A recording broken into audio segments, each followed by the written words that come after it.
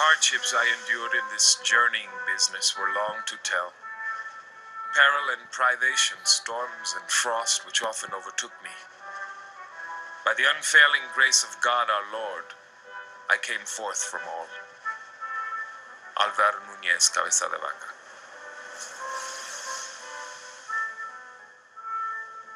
On a cold morning in the autumn of 1528, 30 years after Christopher Columbus first landed in the New World, a hurricane in the Gulf of Mexico blew a frail boat onto the coast of Galveston Island in what is now Texas. A handful of Spanish soldiers staggered ashore. They were the first Europeans to set foot in the West.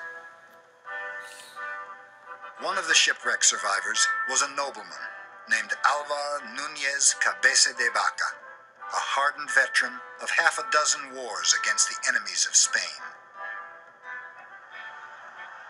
Spain had already conquered most of South America, Central America, and all of Mexico, converting thousands of Indians to Christ and stripping the Aztec and Incan cultures of their enormous wealth.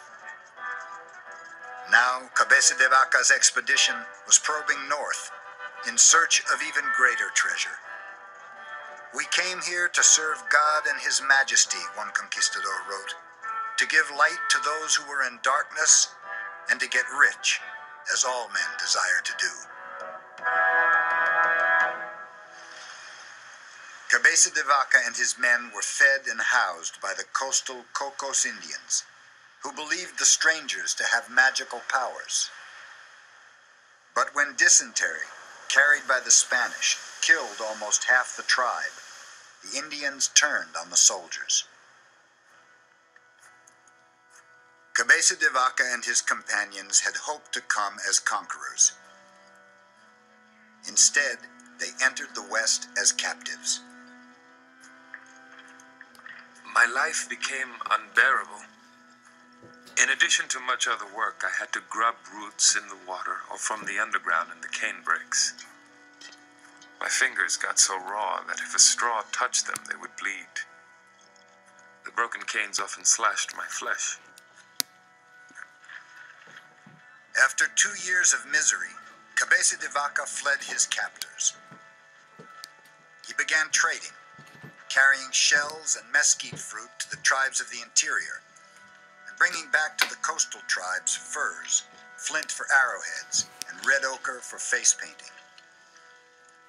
Because he belonged to no tribe himself, he was welcomed wherever he went. By the summer of 1534, Cabeza de Vaca and the 3 remaining survivors of the expedition decided to try to make their way to Mexico City. They wandered on foot for 2 years, through Texas, across the Rio Grande, moving from one tribe to the next. Some Indians came begging us to cure them of terrible headaches.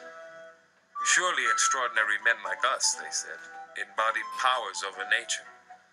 When we made the sign of the cross over them and commended them to God, they instantly said all pain had vanished and gave us prickly pears and chunks of venison. Soon, Cabeza de Vaca and his companions found themselves escorted from village to village by an army of some 600 admiring Indians. If they were to be converted to Christianity, Cabeza de Vaca had come to believe, they must be won by kindness, the only certain way. He becomes a curer. He becomes a healer. He becomes an emissary of God. And Cabeza de Vaca becomes, in effect, a leader of Indian peoples. He moves through the Southwest, trudging through the desert from community to community. And then the dream stops. In the spring of 1536, Cabeza de Vaca and hundreds of Indians finally entered Mexico and came upon a column of Spanish soldiers who had come north, destroying crops, looting villages, seizing slaves.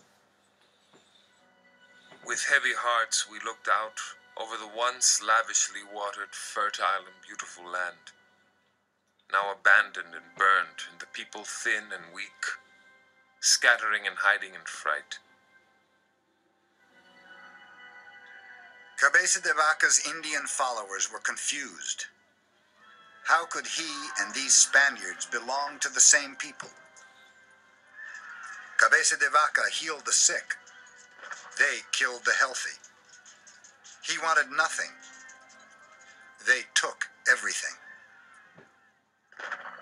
Sure that the Spanish would enslave his Indian escorts, Cabeza de Vaca urged them to flee. Then he set out again for Mexico City. As soon as he was gone, the Spanish seized many of his Indian friends. Cabeza de Vaca's journey through this extraordinary world ends up in a very ordinary world, a world of Spanish slavers and Indian victims.